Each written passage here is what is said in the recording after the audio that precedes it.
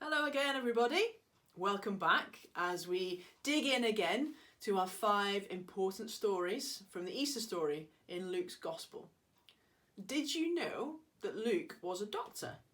And he brought together all of the eyewitness statements of people, and he put them together so that we, his readers, could know who Jesus was and what he came to do. I hope you had a great time last week looking at our first story. Do you remember it?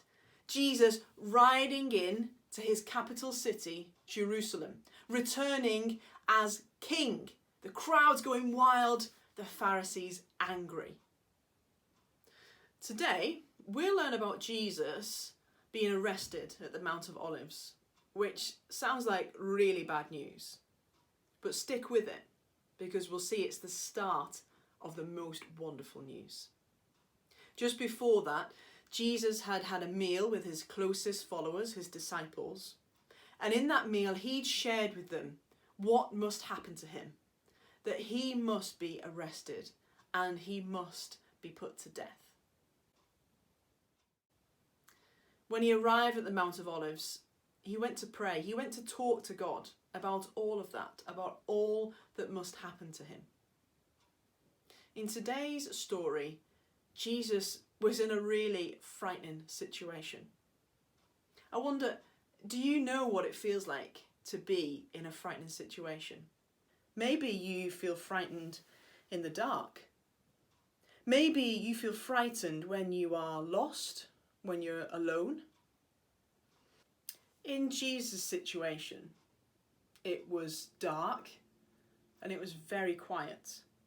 Can you imagine what that would be like? But then suddenly a large crowd of people arrived, a crowd of soldiers, of religious leaders, and they were all very angry. And they were coming for Jesus. Even worse, this crowd was led by one of Jesus' friends, Judas. In that moment, an angry crowd coming towards you, led by a friend of yours, I wonder what you would do. Would you run away? Would you try and hide? Would you just say it wasn't you? Would you blame somebody else? Would you scream as loud as you could? Here's what the disciples wanted to do.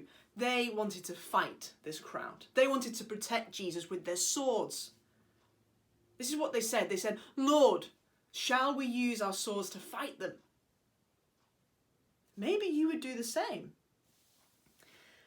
But what was Jesus going to do? Because he could have done anything. He had the power to throw the soldiers down the hill. He could have flown away or just disappeared. He could have done any of those things. It would have been so easy for him to get away if he'd wanted to. But remember, Jesus knew all that had to happen. Jesus knew why he had come. He had come for us. He was in complete control. So what did he do? He took the time to heal one of the people who'd come to arrest him, one of his enemies, whose ear had been hurt. He told the disciples to put away their swords. He explained to the crowd, his enemies, that he knew why'd they come at night. He knew that they were afraid of his supporters. And worse than that, they were working for the devil. Jesus allowed the people to arrest him and take him away. Now, remember last week? Jesus, the king, arriving back to his city. And now he's being arrested. Imagine what you would be thinking, feeling, one of his disciples there. It's all gone wrong. But remember, Jesus knew all that had to happen. He knew why he had come and what he'd come to do for us, for the whole world. He was in complete control, remember. He wasn't surprised, he wasn't afraid, he wasn't worried. He was kind. He told the truth. He didn't fight back.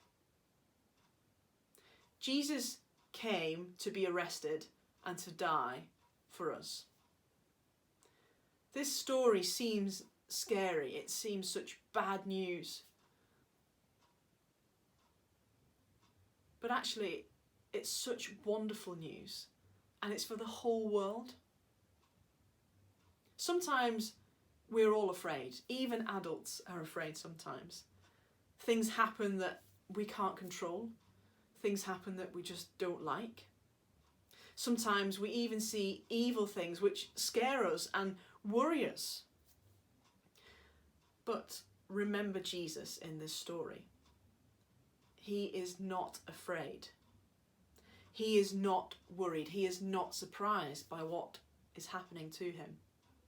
He is in control. He is kind, and he will win. So we can know, if we trust in Jesus, that he is always with us. We can trust him always, no matter what scary situation we face, because we know that Jesus has dealt with the scariest thing that we could ever face: sin. He came to deal with sin for us, so we can trust him. As we finish the story, I've got a couple of big questions for you to talk about right now. Do you know what Jesus did that first Easter weekend? Do you trust that you are safe with Jesus? If you do, why? If you don't, why not?